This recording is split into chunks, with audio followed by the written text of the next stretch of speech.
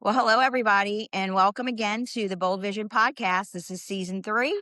And today with me, I have a very special guest. His name is Moe Choice. He lives in the UK, but he deals with people all over the world. He helps everybody.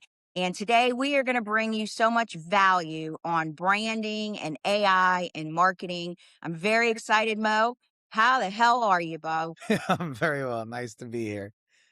Cool. A small correction. I used to live in the UK. I'm a digital nomad now, so I only spend a maximum of 12 weeks in the UK for tax reasons. So there you go. Well, that's cool. It's better to be a nomad, right? That means you can go anywhere because we're going to talk about freedom. We're going to talk about all kinds of good stuff. So, yeah, what's Right. it like being a nomad? Tell me a little bit about that. If like it's really important to manage your expectations and to understand the pros and the cons of it, and also to be sure that you know where you're going and what you need to be doing when you get there. I think that's it's you have to be super organized. I think if you're chaotic, if you're one of these chaotic, you don't know where you left this and everything's a mess and you can't find this when you need it, don't be a nomad, in my opinion. Okay. Yeah, just go All on right. holiday. Yeah. Okay. Well, I love it. I love it. So, yeah, let's just talk about you for a little bit.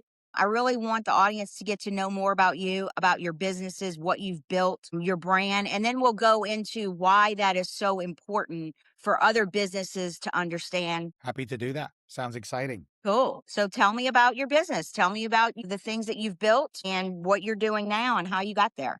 So I built mainly retail and hospitality businesses. Okay. So retail stores, bars, restaurants, cafe concepts, nightlife events. I opened the first co-working space in Dubai before it was legal. It was illegal to have different businesses in one space. I opened the first dark kitchen in Dubai, which is where you prepare food for other establishments, which is why they call it the cloud kitchen is another way of looking at it.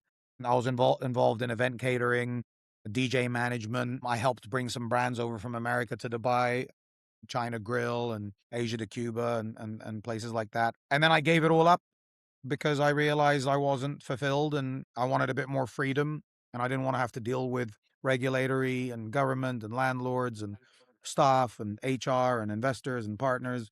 And once I realized that, I came up with a plan of how to become a solopreneur.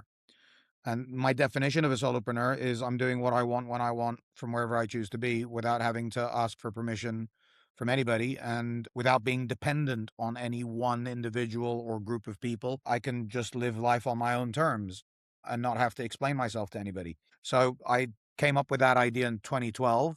It took me about 3 years to get out of my businesses. And by 2015, I started building. And it's now just over, it's gonna be 11 years, 8th of February is where I left my businesses behind. So 8th of February this year will be 11 years since I embarked on my journey of solopreneurship. And I've only got one business now, and that's me, Moe Choice. It's my personal brand, and it's whatever the hell I want to do, and that's my business. I love it. I absolutely love it. So, yeah, let's talk about branding for a minute, because most of my audience is business owners, a lot of people in construction, they're in that industry. Of course, I reach other people outside of that. But let's just talk about why it's so important for you to have a personal brand for anybody, any company, any solopreneur, any kind of business. Can we elaborate on that a little bit, and tell us, your expertise, why it's so important? Well, if you think about what Steve Jobs did for Apple and what Elon Musk is doing for his companies, that's all personal brand. That's because I am recognized as an individual and because people trust me, it makes it much easier for my businesses to attract investors, customers, partners, staff, obviously. So Mhm. you can rely on quality of the product. There's lots of businesses where we don't know who's in charge, right? Car Right. companies, things like that. Like we don't know who's in charge and we don't care. But those businesses are reliant on the brand of the business. So if anything happens with the business, it's very difficult to survive that or to progress from that. Whereas if it was your own personal brand, you've got the ability to rebuild, do new businesses, get different opportunities. People remember you. And it's all these cliches. People buy from people and everything's emotional. And The connection and the trust comes from deeper inside us, and that's what your personal brand is doing. It's building trust from others and recognition that I know what I'm doing and I'm somebody you should trust.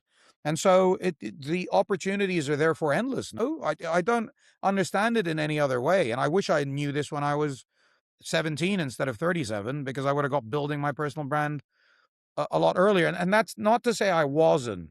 Like when I was in Dubai, that's where I was building my businesses. Like my personal brand came through networking and reputation and relationships. So I was building a personal brand, but I never thought of it as a personal brand. I just said, this is me doing what I'm supposed to be doing as a business owner. But actually, you're building your personal brand. If someone's familiar with you, your ethos, your principles, your values, your beliefs, how you see the world, what you're interested in, what you're good at, what you're not good at, then you're building a personal brand if people Okay. recognize that in you. And so, because of social media, you can now build a personal brand borderless to as many people as you want to, rather than sticking to your circle, your network, your industry, your sector. And so Okay. I think no matter what you do as a business owner, you want to leverage social media to talk about who you are, what drives you, what you want, how you want to change the world, what's important to you. And I think you'll have a much better chance of connecting with the right people than if you're just doing what you're doing. Obviously. Right.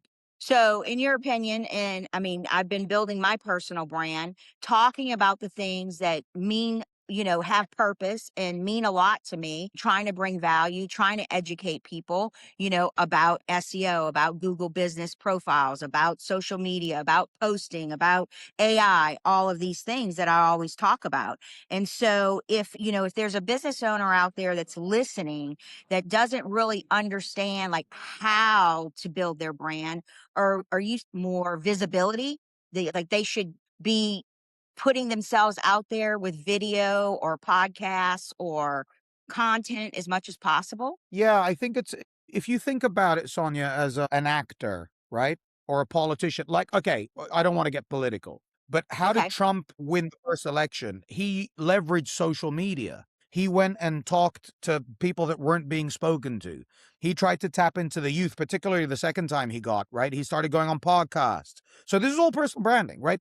Personal branding is, in my world, I'm not an expert at it, but in my world, it's showing up as the person you want to show up as, speaking the truth in the way you want to speak it, talking about the things that matter to you and that interest you in a way and however you do that, whether you write, whether you record video, whether you do public speaking, whether you turn up on podcasts, this is all personal branding, because this is all you showing up so that more people recognize you for who you really are. And that's the secret, who you really are. You can't fake things, because we don't have a great memory, human beings. And so you can't say things in one way or in a certain forum and then say things somewhere else. And particularly now with social media, you'll get found out very quickly as somebody who Hmm. flip flops between, you see it with politicians all the time, right? They flip flop between different positions and we're like, we don't trust that guy. And we got receipts for everything now. Everything's on documented. So show up as talk about the things that really matter, that occupy your mind. Talk about those things with clarity. Now, of course, you can add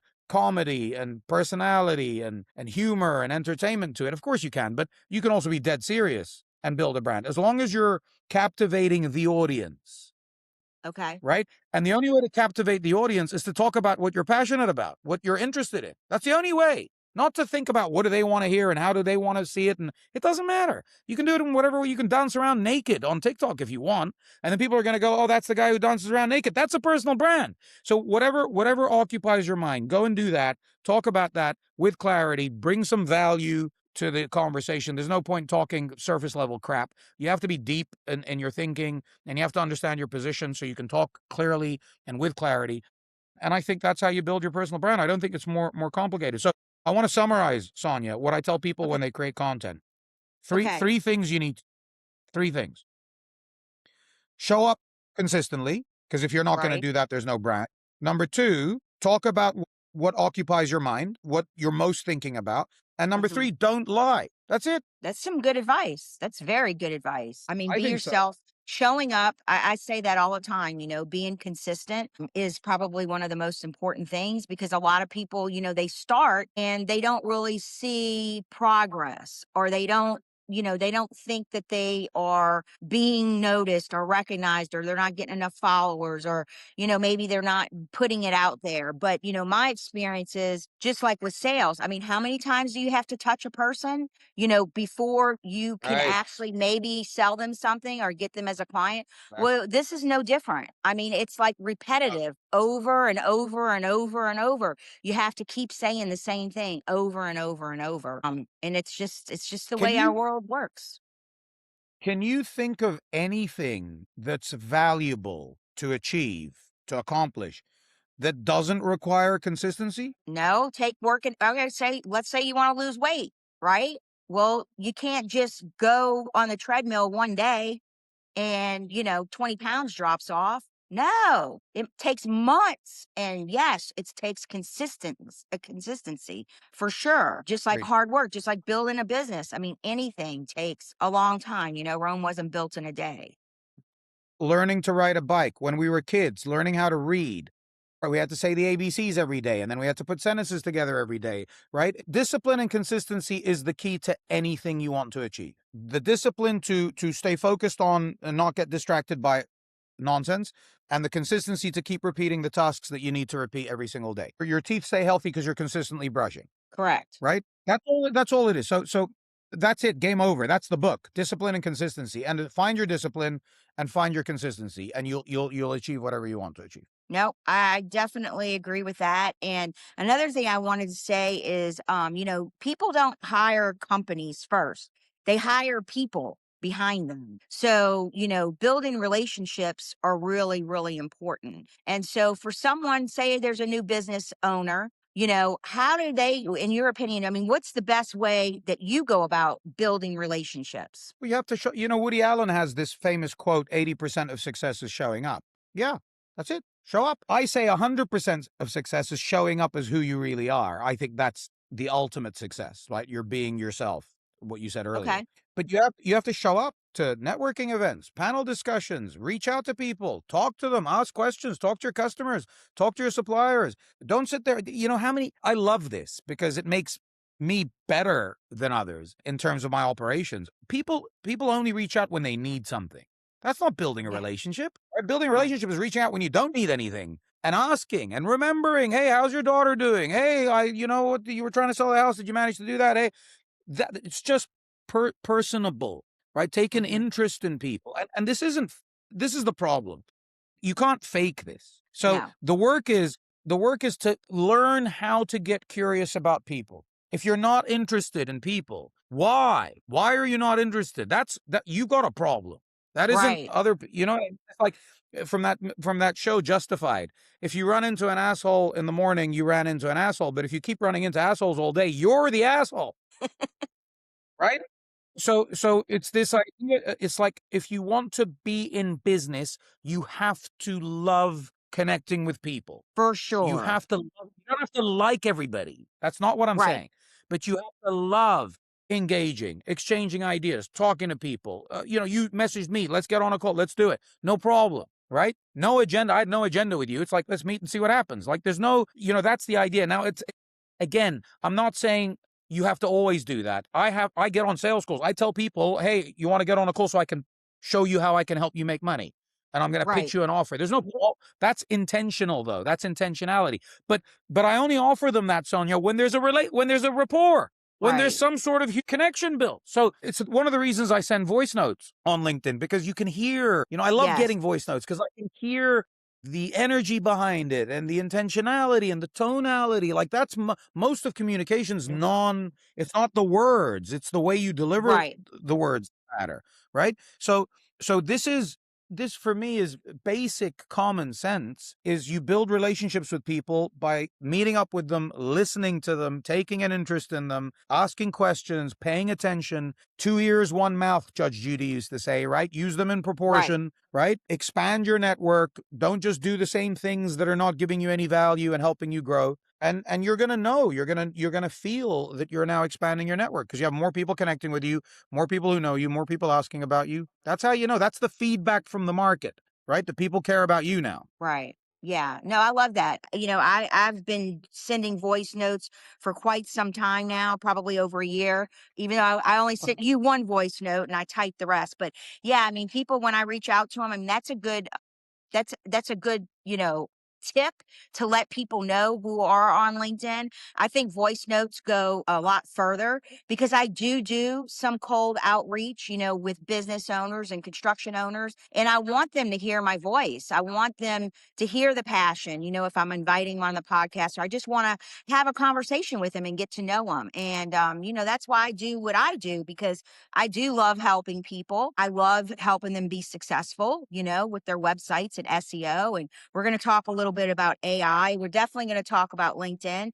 But yeah, and that's why I have this podcast, because I love meeting people and I like to hear their stories and I like to hear their lessons learned. And I like to get their opinions and their expertise in their industry and what works and what doesn't work, so that we can bring value to other people that hopefully are listening and following me and getting some value out of this. So let's just hit on AI just a little bit. What, in your AI. opinion, for the people that are not using AI, what do you think? I mean, because I just keep hearing that, if you're not using AI, I mean, AI is really going to separate the winners from the ones who disappear. And let me just say this one other thing I really want to say, because, about a year ago, when I would talk about AI, people were so afraid. They were very afraid of it. And they felt like it was just going to take over the jobs, that we were going to have robots just, miraculously just take over the freaking world. And, we're learning now that if you use it responsibly, I mean, it can help in so many ways. So let's get your take on AI and versus people that are not using it. What do you see for the future? So, a couple of things to say just before I answer that question. Number one, we've always had technology that takes over jobs. The Industrial Revolution, cars, machinery. Now you go to the supermarkets.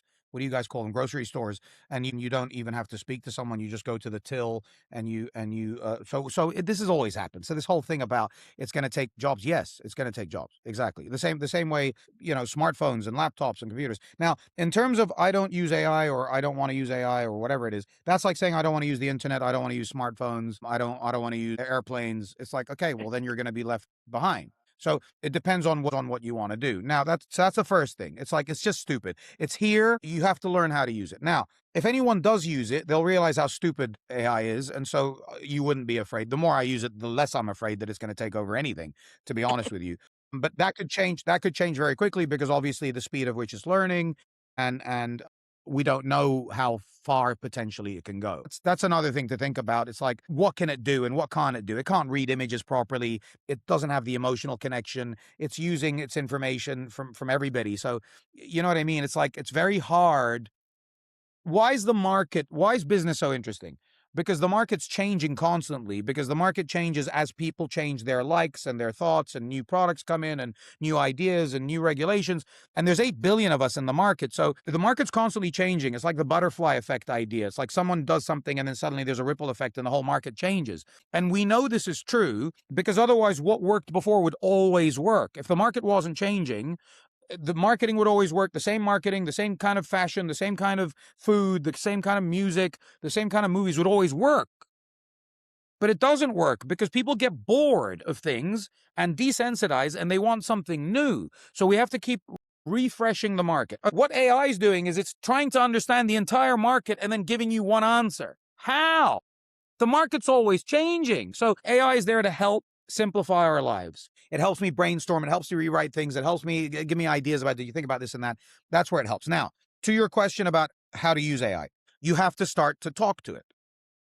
I Correct. don't understand how people don't do this. The first thing I did, I use Grok, right? I like ChatGPT. Obviously I Okay. started with ChatGPT because that was the first one, but I like Grok. Okay. I went on to Grok, and the first question I ever asked him was, what do you want to know about me to help me create my best life? What do you want to? And he gave me a list of questions, and I answered them, and I gave them to him. And then I said, what else do you want to know? And I just kept doing that, and I'm still doing that now. Hey, Grok, I'm thinking of spending 3 months in Uruguay. based on what you know about me, what else do you want to know? And he'll tell me, I'll answer, and then I'll say, based on that, what do you think I should do? Be careful from this, and you know how you like to sleep at night, and you want a quiet place, and you like your half and half. They don't have half and half in Uruguay. And so all I'm doing is talking to Grok all the time, right? To so that he understands what I want, and then I ask him what else he needs to know, and it's that feedback loop. It's the same as if you're working on a project, construction project, or a team. You want a feedback loop, right? You want the guys who've come in and done the cement. Okay, then they have to inform these guys, and then they have to come back. There's a delay in the delivery. Blah blah's happened. Oh, we have a problem with the pipeline, and you want that feedback to constantly feed in, so that the project manager or the construction manager, whatever you call it, knows what's going on, so they can then offer up the next decision. And that's Correct. how I see it. AI is helping you make better decisions at quicker Absolutely. speed. That's all. Yeah. So And train the so more you train up talk to it, the more you talk to it, the more you're training it of constantly. course. Like your team, like your kids, like your staff, like your co-founders, like your partner, like your wife, like your husband. It's just communication. And the thing is, Mhm. we suck at communicating, which is why we suck at using AI. We suck at asking questions. We make too many assumptions. We don't ask enough questions. We don't listen when we're asking questions. And on top of that, you have this disconnect between a computer, a laptop, a machine, and a human. So we know that we're talking to a machine. So that lack of emotional connection, we know. So it makes us a little bit, you know, it's a bit awkward, right? Mhm. But that's what I thought anyway. That was my theory. But it turns out most people are using these LLMs because they want to chat to somebody because they're lonely. That's what it turns Yeah. out. That's what I heard the data said. So Oh, so that's really? super Okay. interesting for me too. Yeah, Okay. Well, I mean, because I'm like allegedly. you. I mean, I use ChatGPT and I've had it on my phone for a very long time. And I talk to Yes. it. And I mean, it Yes. has helped me in all areas of my life. I mean, not just personal. Sometimes I'm just brainstorming. I get an idea and I start talking to it. When I decided I was going to leave Virginia and, I was going to come back to Texas, it knows so much about me. And I gave it all the reasons of why I was thinking of moving and, about my business. And I got feedback and it's all based on data. And, I love it. I use it for everything. I mean, when I was in construction, I used it to help me be a better superintendent, to answer RFIs, to get answers, to solve problems. I mean, that's what we are. If Very you're in the fun. construction industry or any industry, really, you're a problem solver. I mean, let's face it, we're So, here to solve so problems and to make life yeah, easier, to help other people. And I just yes. think that AI is a very good way of getting answers quickly. But again, you have to be a human to put in the input, to give it the information, to ask the questions, to get the output that you're looking for. Without a person Mhm. or without a human, it doesn't do anything, I mean, you have to have someone telling it what you're looking for. Yeah, it's exactly right. It all comes down to how clear is your instruction and how clear is your question. That's what life comes down to that. It's the same when when I'm coaching conversations or when I'm leading a sports team or when I'm leading a service in a restaurant. It's how clearly are you communicating? Does everybody know? And how quickly are you getting the information that you need? And the quickest way to get the information you need is to ask the right question at the right time. That's the quickest way to get the information that you need. AI can help you get better at that just by talking to it. Forget about what the information is, just by talking to AI and figuring out the best way to ask a question, the right way to frame a question. I think that's already useful. But to summarize AI, you guys have to pick your AI of choice. I would highly recommend you don't use ChatGPT, by the way. I would highly recommend you use something else, depending on what, you can figure this out, but like Claude's very good for writing and Perplexity for research and things like that. Grok's very good at Hmm. reasoning. And so pick your LLM of choice. There are some platforms now that have all of them on it, and it will kind of work through all of them. Pick your LLM of choice and upload information. Grok has my terms and conditions and my contracts and my finances. I upload everything onto there Yep. because then I say, analyze this stuff and tell me what you see. And so you gotta befriend it. The same way Correct. we befriended our phones, right? We started to get to know our phones and how do we use our phone and how do we chat and where do we put up the apps and what are the apps that we need? And it's the same idea. Yeah. It's the same idea, Yeah. I It think. reminds me, what were those old phones? What were the ones that only did emails back in the day? Black something? Black What were those? BlackBerry. Yeah. BlackBerry, that's it. I swear to God, my kids gave me the hardest time because I used to have a BlackBerry and, they were all on Android and iPhones. And I mean, I refused for so long because I was so afraid. I didn't want to learn new technology. And I look back and I just laugh at myself because it's really comical. I mean, how long I had that BlackBerry and I just thought, I was never going to be able to learn the new iPhone. And I was Android for a long time before I even went to iPhone. And that was a big step. So yeah, I think we get set in our ways and we're used to using old technology. We're afraid to learn the new. But I guess my biggest message that I want to get across to anybody listening to this, and especially people in the construction trades, is I just want you to understand that AI really does help manage your inefficiencies. It really helps you be more efficient and get things done. I know, people, for businesses, I mean, they're missing service calls. They're just missing calls, or they're not following up fast enough, so they're missing leads that way. And there's just all, I mean, I'm not even going to go into the list of things that AI can help you with, but yeah, I just I want to have a conversation about it because I think it is important. It's on everybody's radar. People are using it more, and I like to talk about it because I really do think that the people that are using it will have a competitive edge in the future versus those that are not using it. What I mean, if you own a construction company, are you not investing in new technology within your construction work? Like, are you not taking advantage of it? And this is the reason why businesses go out of business. Okay. Because why would I go to this firm or this company who has outdated technology when I can go and to this company and use the more up to date technology, right?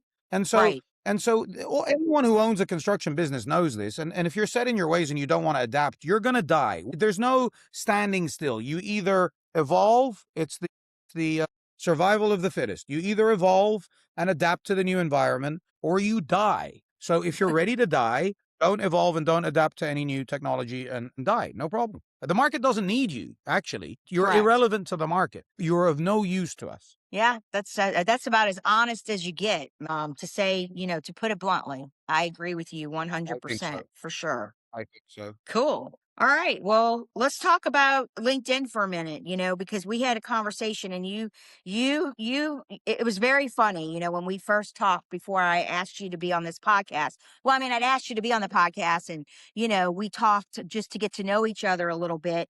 And there was like a day or two before, I was just scrolling one day on my phone. This is a true story. This is me being completely honest here in all of my flaws. And I think it's a funny story. So I was on the couch. It was late at night. I had done a networking deal. I had had some drinks there, came home. I made me some more drinks. And let's just say I was feeling no pain that evening. And I was, just in my la la land. And I was scrolling because I really don't scroll a lot on my phone. I really don't, because I know when I do, I just get in this zone. And then, you're like, oh, you want to buy stuff, especially get me on TikTok. Oh my God. But anyway, so I think, I don't know if I was on YouTube or LinkedIn. It must have been. And I was going through some really old content and I was looking way back, and maybe I was thinking in my mind, God, let me just go back and look through some of this stuff and see, if I can come up with some new ideas or if there's anything I like. And so I went back, and as I was going backwards, I started to read through some of them and listen to some of my videos and listen to some of my content. And then I looked at, how many people saw it. And I'm like, well, golly, this is a lot of content. This was a good message. And, I'm always hearing that only like 1% of people actually see your content. So I was like, screw it. I just started reposting, right? I started reposting. I must have reposted maybe 6, 7, things from the past. And so the next day, Mo and I are talking, and he's like, yeah, I went and looked at your profile and I see you repost a lot. And we laughed about it. And I said, why not? Why not? I mean, who says that reposting isn't a good idea? And so after we had this discussion, I went and did a little research on reposting. And so we're going to talk about it. So I'm going to tell you what I found out. And I thought it was interesting because according to the data and according to AI and, everything that I put in, it says now when you repost someone else's content, it doesn't do the same thing as if you are reposting your own content. It says that LinkedIn deprioritizes shared content because of its values' original perspective. But when you repost your own content, it performs totally different. So, first of all, LinkedIn sees it as fresh activity. Your audience sees it as a new piece of content. And the algorithm treats it like a new post with existing credibility. So it says, why do creators like Justin Welsh repost the same idea dozens and dozens of times? LinkedIn does not penalize frequent posting. Posting more doesn't hurt reach, but it does not guarantee more reach. But LinkedIn says, well, everybody knows LinkedIn just keeps adjusting things so creators never know, the game. They don't want you to understand the algorithm. We know that. So, another thing they say is posting the same time every day, because I hear a lot of people about consistency. They post the same time every single day, 8 a.m. Like they think that that's going to give them more reach. But in reality, it says that it doesn't. I don't know. What's your thoughts on that? I post at the same time every day only because of habit and because of routine. Because it's important that you can't just post, stash and dash. You have to be active on the platform. We've tried it with just posting without being on the platform, and it kills the reach. So that's for sure. So that's the reason I do it, because I'm not one of these who's just on LinkedIn all the time. So I can post now because I'm on LinkedIn. I can post now. So I don't. That's the reason I do it. But the main thing, I mean, I think logic says the more you post, the more people will see your content. And I want them to see my content and my brand. I don't care which post they see. And so, as Correct. long as I'm producing consistent content that's talking about the things I do and the problems I solve to the people that I want to work with, then I need to get as much of it out of there and on as many platforms. So really the goal is to post as many times as possible on as many different platforms as possible so that I can reach as many people as possible. And that's a difficult thing to achieve unless you had a budget and a team and you were able to leverage that. So you have to do what's easy. Posting at the same time every day is better than not posting. Posting at the Correct. same time every day is better than not posting every day, right? Posting something about your offer is better than posting something about your cat or your dog. So you have to do the best you can with the situation you've got in a way that allows you to be consistent. And if consistency comes from posting at the same time or reposting, I'd rather you repost your old content than not post. So if you're sitting there going, I don't have time Correct. and I don't have the brain space to post, let me just go and repost some old stuff. That's better, because what are you doing? You're knocking on doors. Let's go back to the old way of marketing, knocking on doors, right? If you Yeah. don't post, you're not knocking on the door. If you post the same thing, you're knocking on the same door. Let's just go with that. Well, if Okay. you knocked on that door and you didn't get an answer, you didn't get a sale, then you'd want to go and knock on the same door, surely, to see if you got a Right. chance to make the sale. So that's all it is. We got to get out of our heads with this, Sonya, and just do as much work as you can as consistently as possible, and show up and do good work and get out of your heads and don't try to be clever and don't think about the algorithm or any of this crap. Just do as much work as you can in the best way possible, in the right way possible. And it's a numbers game. It's always been a numbers game. Sports is a numbers game. Marketing is a numbers game. Advertising, the more reach, the more consistency, the better the results. I agree. And even though I agree with you, you need to post, every day if possible. But according to the data, I mean, and I prefer to post every day at the same time. Like you, it's habit, it's discipline. My stuff is automated. I use a CRM that, I build all my content at the end of the month for me and my clients, and it's all scheduled to go out. I like doing it like that. But according to the data, it says random times, as long as you're posting regularly, but posting the same time every day does not guarantee more reach. And another thing that I did find out is why it says why reposts are actually stronger than new content. And there's a couple of reasons why. It says your voice is consistent. LinkedIn favors posts with prior engagement. So if you've had prior engagement on a post and you're reposting it, it's going to go further for whatever reason. That's another one. It says I will say, Sonia, I agree. There's things that you can do that will improve reach, but you're talking about the reach of one post. correct I'm talking about reach in general. in So, general. okay, Okay. let's say I post at the same time, Okay. right? And let's say my post gets 1,000 impressions. Fair? Yep. Let's say all my posts get 1,000 impressions because I'm posting at the same time. Let's say I change up the time, right?